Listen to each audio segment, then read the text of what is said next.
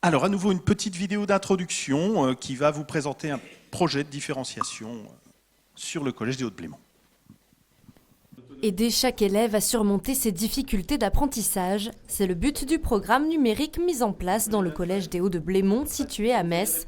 Cela s'appelle la différenciation par le numérique et permet d'avoir des réponses pédagogiques aux difficultés des élèves.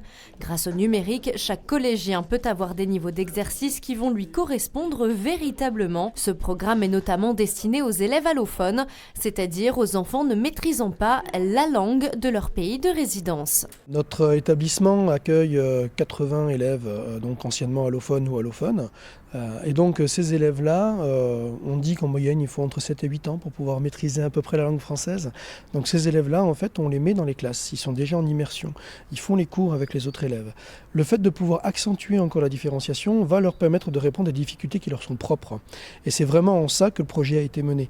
Vu le nombre d'élèves allophones que l'on a dans l'établissement, on souhaitait pouvoir leur offrir une scolarité qui leur permette de progresser et de suivre l'ensemble des cours. Et forcément, le numérique plaît beaucoup aux élèves. Cela permet d'inclure de l'audio et de la vidéo et surtout ajouter un côté ludique aux cours donnés par leurs professeurs. Ils adorent.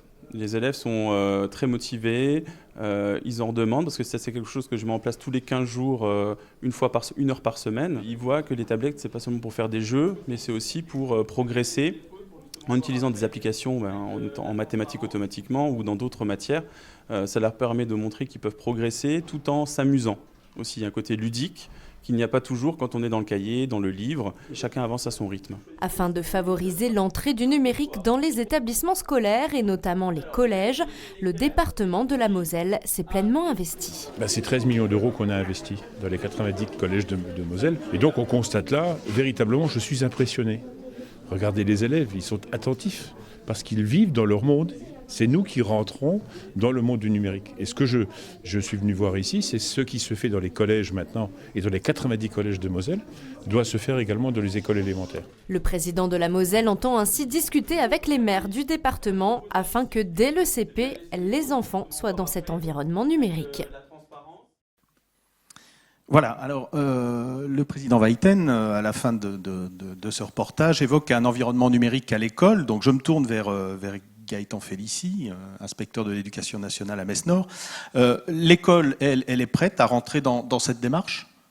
Alors oui, l'école, effectivement, par rapport à l'espace numérique de travail, est prête à rentrer, puisque de toute façon, c'est l'école du 21e siècle qu'on construit, et il faut avancer, et c'est une vraie demande, et ça sera de toute façon indispensable que nos élèves, pour qu'ils soient dans la réussite, maîtrisent l'outil informatique.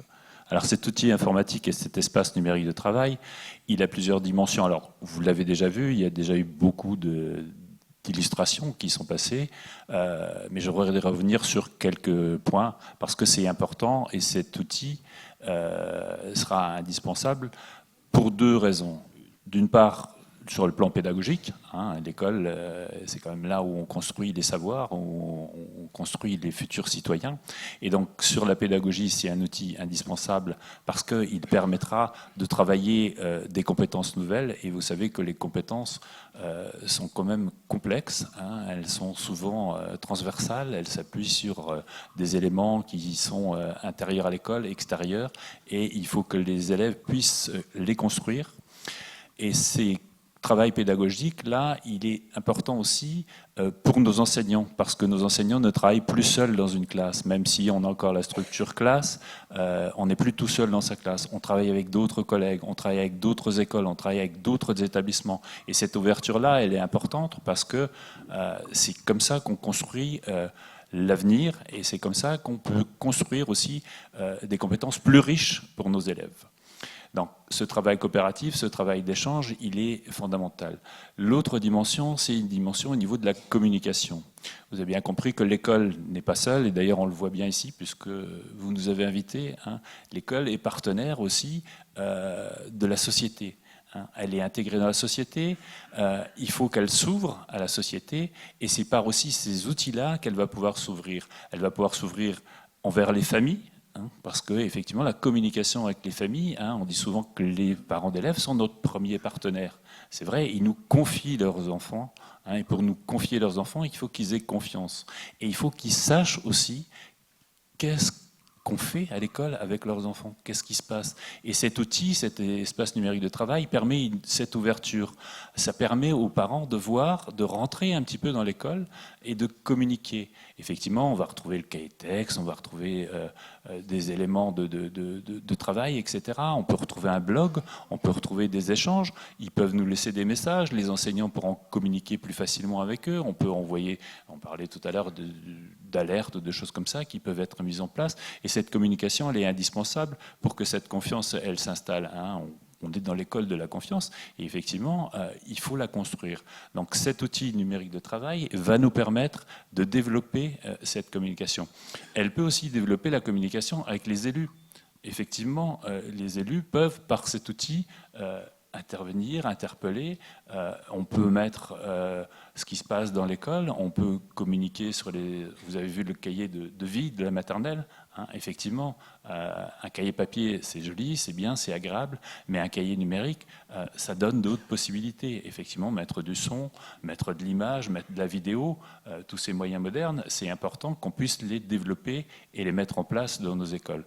Donc l'outil numérique, il sera fondamental pour la construction de nos élèves et pour la réussite de nos élèves. Ça fait beaucoup de changements à l'école. De quels moyens disposez-vous pour accompagner ces changements auprès des enseignants ? Alors, ça fait beaucoup de changements, mais tout change. Donc, il faut qu'on s'habitue, il faut qu'on évolue. Alors, à côté de moi, par exemple, il y a Madame Graff, qui est Eron, ou Fun, avant, formatrice aux usages du numérique, qui est dans chaque circonscription, nous disposons effectivement d'un personnel qui est là pour aider les enseignants, parce que, bien sûr, le numérique, ça évolue, et ça évolue vite. Et donc, il faut effectivement se tenir au courant et être formé pour pouvoir l'utiliser. Beaucoup de nos enseignants, quand ils ont embrassé la carrière d'enseignant, les tableaux numériques n'existaient pas, les ordinateurs commençaient à peine, et donc il faut effectivement les former. Donc, on a des moyens humains pour la formation, on a des temps de formation aussi. Effectivement, on peut mettre en place des stages où on travaille sur un logiciel, sur une application, sur un outil. Donc on accompagne à chaque fois qu'effectivement il y a des moyens informatiques qui sont mis en œuvre. On accompagne les enseignants dans leur formation. On peut accompagner aussi, on parlait de l'espace numérique de travail, les parents aussi, parce qu'effectivement un espace numérique de travail, c'est pas simple à utiliser. Et donc quelquefois on a des travaux coopératifs avec les parents, des ouvertures le soir, où on accompagne les parents pour qu'ils puissent rentrer. Et la formation est effectivement un point important de ce travail. Merci. Je vais revenir sur l'exemple que nous avons eu en vidéo avant, le projet de différenciation tourné vers Steve Laju. On comprend bien que dans ce type de projet, il faut une certaine culture commune pour que tout le monde se mette à travailler de la même façon. Comment est-ce que vous arrivez à mettre en place ce type de culture commune ? Bonjour à toutes et à tous déjà. C'est un travail qui est long, qui nécessite que tout le monde puisse bien rentrer dans ce qu'on peut attendre. Et il est fait de différentes manières. On peut avoir la culture commune déjà entre le premier degré et le second degré. C'est ce qui nous intéresse énormément. L'établissement est en REP+. Monsieur Régnier parlait tout à l'heure de GRAP. C'est quelque chose qu'on expérimente chaque jour, puisque c'est un réseau d'éducation prioritaire sur lequel on va avoir le collège et on va avoir toutes les écoles qui dépendent de l'établissement, avec lesquelles on va énormément se réunir et travailler. Monsieur Félicie parlait de la formation. La formation aussi est essentielle, puisque dans le cadre justement de ce REP+, on peut avoir des formations communes que l'on met en place, M. Fabry pourrait en témoigner, entre les enseignants du premier et du second degré. Ce qui fait que cette culture commune, là, elle se construit. Elle se construit et les gens se rendent compte au fur et à mesure de cette construction, de ces échanges qui ont lieu, de ces formations que l'on propose, que finalement, entre le premier et le second degré, on va avoir les mêmes attendus. Et le numérique vient en conclusion pratiquement de tout ça pour finalement être un outil qui va véritablement être utilisé pour pouvoir répondre aux problématiques que l'on a pu identifier avant. Donc la culture commune est essentielle. Et donc ce type de projet, il apporte quel résultat finalement? Des résultats que l'on très très sympathiques pour le personnel de direction que je suis, et puis pour les enseignants du collège et pour les enseignants des écoles dépendantes du collège. On a justement des résultats qui progressent énormément, puisqu'il n'y a plus de surprise pour les élèves lorsqu'ils vont venir de l'école primaire au collège. Cette culture commune que l'on a construite, on l'a construite de différentes manières. On l'a construite avec des défis en mathématiques, des défis en langue vivante. On va parler d'un projet cartographie après. Voilà, il y a plein de choses qui se construisent comme ça. Et ce qui fait que les résultats, au final, progressent énormément, puisqu'il n'y a plus de distinction réelle entre l'école primaire et le collège. Et lorsque les élèves arrivent au collège, connaissent les attendus, on progresse très vite. Et le fait de pouvoir avoir un retour de temps en temps pour certains élèves, avec des enseignants qu'ils avaient pu connaître au primaire, puisqu'on va avoir des enseignants du primaire qui interviennent au collège et inversement, permet à ces élèves de retrouver certaines bases qu'ils avaient peut-être à l'école primaire, un peu perdues au collège. Et conclusion, on arrive à des résultats qui sont vraiment encourageants, puisque là, maintenant, depuis 3 ans, on a des résultats qui progressent vraiment bien. Voilà, sur plein d'indicateurs. Merci. Vous avez évoqué un projet de cartographie, donc je vais regarder Nadège, donc formatrice aux usages du numérique, très fun. Bonjour. Et justement sur ce type de projet, comment est-ce que Monsieur Félicie l'a évoqué, comment est-ce que vous accompagnez, comment vous formez, comment ça se passe sur une circonscription? Alors, bonjour à tous. Donc, en fait, les enseignants, tous les ans, bénéficient d'un certain nombre d'heures de formation. Donc, au niveau de chaque circonscription, on va monter un plan d'animation qui va suivre, bien évidemment, les directives ministérielles, mais aussi les besoins rencontrés sur le terrain ou exprimés, bien évidemment, par les enseignants. Alors, cette formation va revêtir différentes formes. Ça peut être donc sous forme d'animation de 3 heures ou de journée de stage, comme on a fait pour le projet qu'évoquera M. Fabry de Metz ma ville en carte. Ça va être des formations en présentiel pour la plupart du temps, parfois à distance ou alors hybride, en présentiel et en distanciel. Donc le rôle d'un formateur aux usages du numérique, ou ERUN, ou formateur TIS, ça dépend de la façon dont on nous appelle, en fait va être véritablement de former les enseignants à l'usage du numérique dans leur classe. Donc concrètement, c'est quoi? Les communes investissent dans des équipements matériels ou logiciels dans les classes, et nous allons intervenir pour aider les enseignants à prendre en main ces outils informatiques, mais surtout pour aider les enseignants à une utilisation réfléchie de cet outil dans leur pédagogie de classe. Ensuite, avec ces formations-là, il y aura un accompagnement qui va se faire tout au long de l'année, pour répondre à des questions ou à des difficultés, pour les aider aussi à monter des projets, une aide à la rédaction, une aide au conseil ou au choix de ces outils numériques, et bien sûr un accompagnement dans la classe pour la mise en œuvre des projets. Et j'en profite aussi pour rappeler que les formateurs aux usages du numérique peuvent être aussi au service des élus. Lorsque vous avez des choix d'investissement matériel, vous pouvez aussi faire appel à nous pour vous aider et vous conseiller. Oui, alors vous évoquez la formation, les enfants qui vont en bénéficier, mais il se trouve que dans les classes, on a aussi des enfants en difficulté, des enfants handicapés, des élèves qui ne maîtrisent pas la langue française ou qui arrivent de pays étrangers. Qu'est-ce que vous pouvez faire pour les enseignants qui accueillent ce type d'élèves ? Alors, en fait, le numérique va être bien évidemment proposé pour faciliter l'inclusion de ces élèves à profil particulier dans les classes. Alors, qu'est-ce qu'on appelle des élèves éducatifs à profil particulier? Ça va être bien évidemment, comme vous l'avez dit dans votre question, des élèves porteurs d'handicap, mais pas seulement. On a tous les élèves qu'on appelle des élèves 10, les dyslexiques, dysgraphiques, dyscalculies, etc. On a aussi les enfants allophones, les enfants à haut potentiel, les élèves qui bénéficient d'un aménagement de scolarité parce que ce sont des sportifs de haut niveau, ou alors qui suivent des cursus artistiques au conservatoire ou au niveau de la danse, ou tout simplement des élèves en difficulté. Je dirais, je reprends les paroles d'une collègue, qu'on est tous, à un moment ou à un autre dans notre scolarité, un élève à besoin éducatif particulier. Alors, il y a énormément de profils. On retrouve ces enfants-là dans toutes les classes. Donc, les solutions qui vont être apportées au niveau des enseignants vont être multiples et adaptées, je dirais, au cas par cas.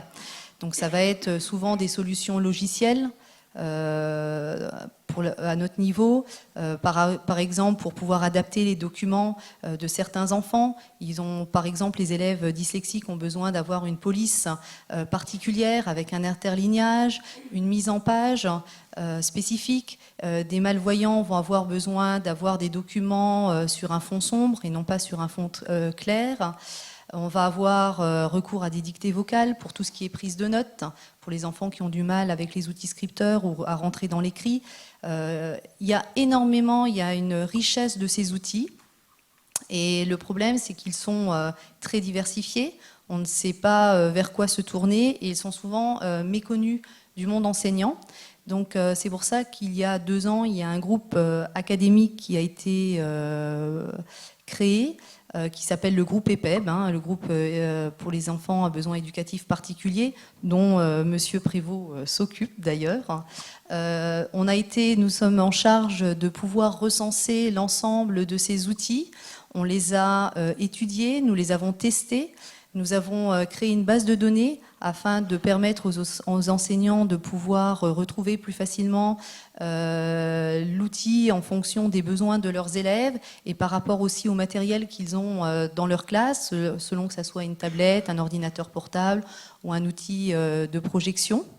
Et ce groupe-là aussi a bien évidemment rencontré les professionnels de la santé afin de nous permettre de mieux comprendre ce que vivent au quotidien ces enfants dans une scolarité avec toutes les difficultés qui sont afférentes à leur profil.